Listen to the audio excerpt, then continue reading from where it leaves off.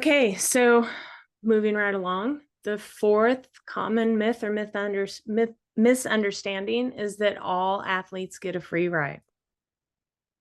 Yeah, well, that's not true. So colleges love athletics as a means of being able to add entertainment and activities for students when they come. But there is a distinct separation between the divisions. So Division One and Two, they are the schools that will award athletic scholarships. And in most cases, it's also if you want to look at performing arts, whether you are a musician or a drum major, or even in some cases, cheerleader.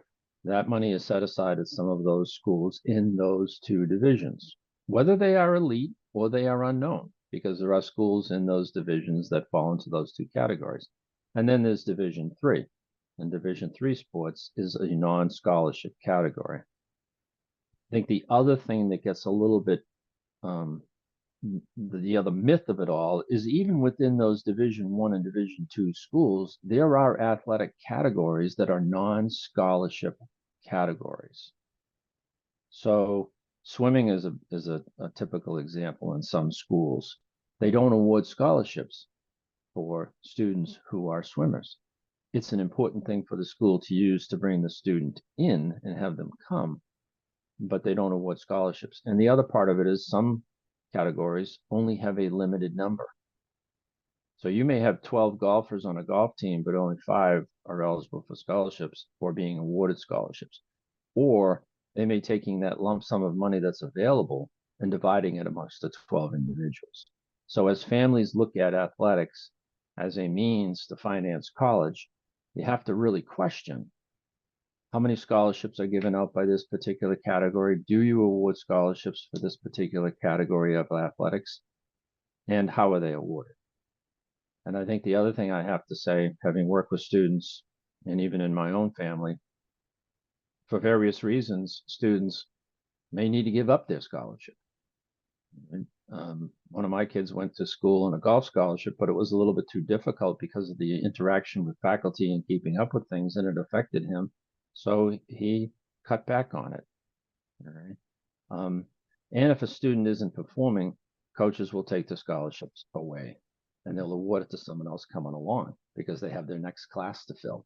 And that can be very, very destructive mentally, emotionally for those students. So let's look at it as a resource, but let's not put all of our weight on it being the thing that's going to pay for school.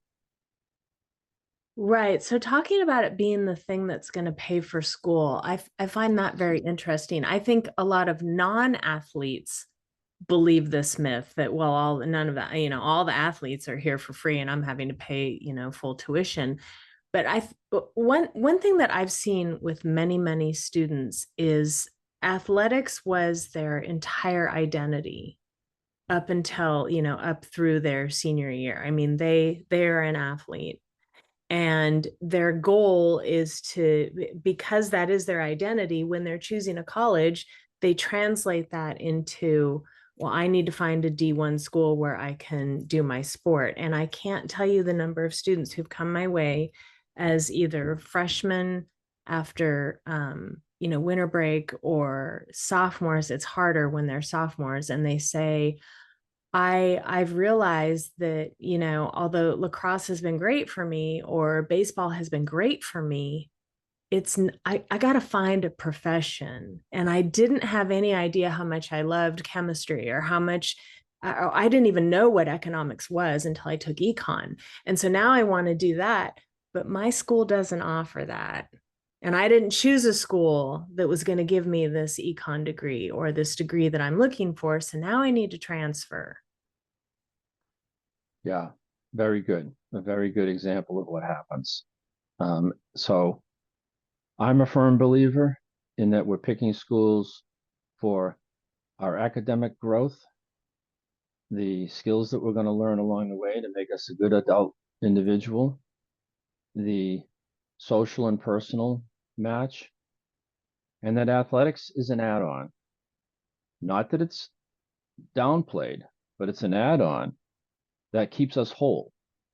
I mean, you go around a city, a town, in the evening and you see hundreds of men playing softball, or you go and see on a golf weekend people playing, or ice hockey. I used to play ice hockey at 12 o'clock at night. Why? I don't know.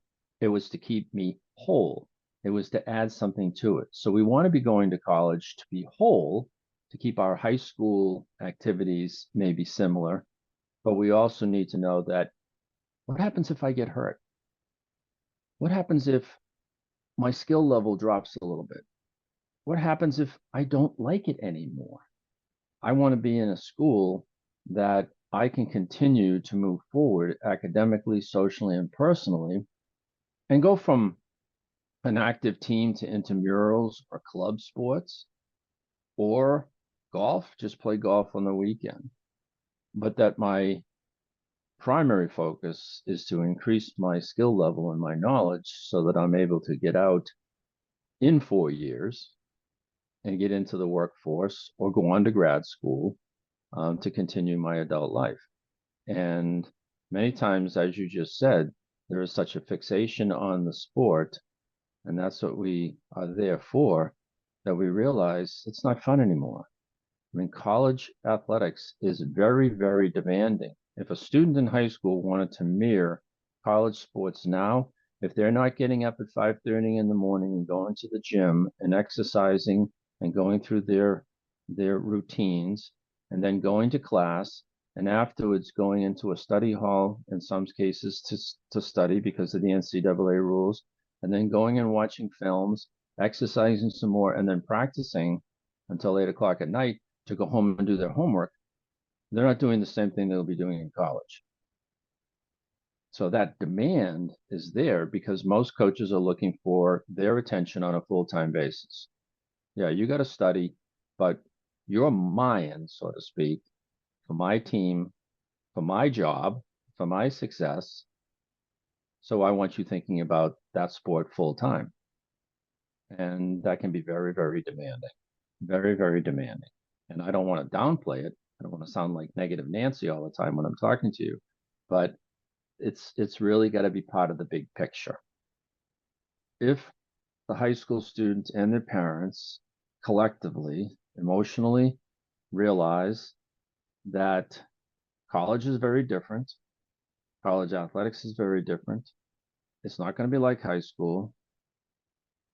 It needs to be there for the student to be whole.